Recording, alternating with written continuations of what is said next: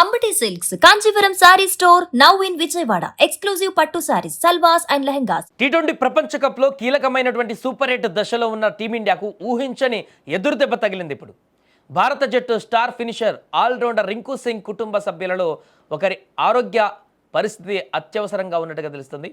So దీంతో అత్యవసర పరిస్థితి కారణంగా జట్టును వీడాడు రింకు సింగ్. జింబాబ్వేతో తప్పక గెలవాల్సినటువంటి మ్యాచ్కు ముందు రింకు హుటాహుటన ఉత్తరప్రదేశ్లోని తన స్వస్థలానికి పయనమయ్యాడు.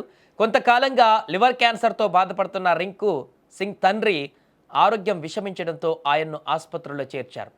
లివర్ క్యాన్సర్ 4వ దశకు చేరుకున్నట్టుగా తెలుస్తుంది. ప్రస్తుతం ఆయన వెంటిలేటర్పై చికిత్స పొందుతున్నారని సమాచారం. ఈ నేపథ్యంలోనే నిన్న చెన్నైలో జరిగినటువంటి జట్టు ప్రాక్టీస్ సెషన్కు రింకు హాజరు కాలేదు. జింబాబ్వేతో జరగబోయేటువంటి మ్యాచ్లో అతడు ఆడే అవకాశాలు దాదాపుగా లేనట్లే కనిపిస్తున్నాయి. సూపర్ 8 తొలి మ్యాచ్లో దక్షిణాఫ్రికా చేతిలో భారత్ 76 పరుగుల తేడాతో ఓటమి పాలైంది. సెమీస్ ఆశలు సజీవంగా ఉండాలంటే మిగిలిన మ్యాచ్లలో తప్పక గెలవాల్సిన పరిస్థితి ఉంది. ఇలాంటి కీలక సమయంలో డెత్ ఓవర్లలో బ్యాటింగ్కి దిగి జట్టుకు అండగా నిలిచేటువంటి ఫినిషర్ రింకు దూరం కావడం జట్టు సమతుల్యతలపైన ప్రభావం చూపనుంది. రింకు బ్యాటింగ్లోనే కాదు, ఒక మంచి ఫీల్డర్ కూడా. రింకు సింగ్ ఫీల్డింగ్లో ఉన్నాడంటే, గ్రౌండ్లో ఉన్నాడంటే పక్కాగా ఆ క్యాచ్ గాల్లోకి లేచిందంటే అది చేతిలో పడ్డట్టుగానే గ్యారెంటీ ఉండేది.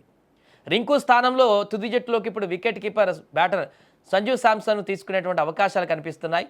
ఏదేమైనా రింకు సింగ్ లేకపోవడం అనేది చాలా వరకు జట్టు సమతుల్యతను దెబ్బతీస్తుందని చెప్పడంలో ఎలాంటి అతిశయోక్తి లేదు. సరే, లాస్ట్లో బ్యాటింగ్ వస్తాడు, కొన్నిసార్లు బ్యాటింగ్ ఎక్కడు అని అనుకుంటే గ్యారెంటీగా ఫీల్డింగ్లో అయితే 100% ఎఫెంట్ ఇస్తాడు రింకు సింగ్. తను ఎన్ని క్యాచ్లు పట్టాడో మనం కొన్ని మ్యాచ్ల నుంచి చూస్తూనే ఉన్నాం. ఎక్కడ బాల్ వేసినా కూడా అక్కడ రింకు సింగ్ కింద కనిపిస్తూ ఉంటాడు.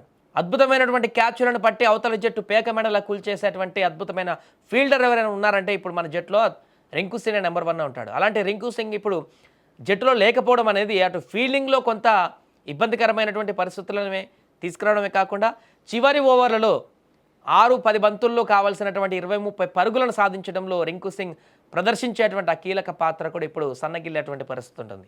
ఏదేమైనా రింకు సింగ్ సంబంధించి జింబాబ్వే మ్యాచ్ వరకు మరి తన తండ్రి ఆరోగ్యం కొంత నిలకడగా ఉండి మళ్ళీ వచ్చి జాయిన్ అవుతాడా, లేదంటే వెంటిలేటర్ మీద అంటున్నారు కాబట్టి పరిస్థితులు కొంత క్లిష్టంగానే ఉన్నాయి కాబట్టి అక్కడే ఉండి మ్యాచ్కు పర్మనెంట్గా దూరం అయ్యేటువంటి పరిస్థితి ఏమైనా ఉందా అనేది చూడాలి.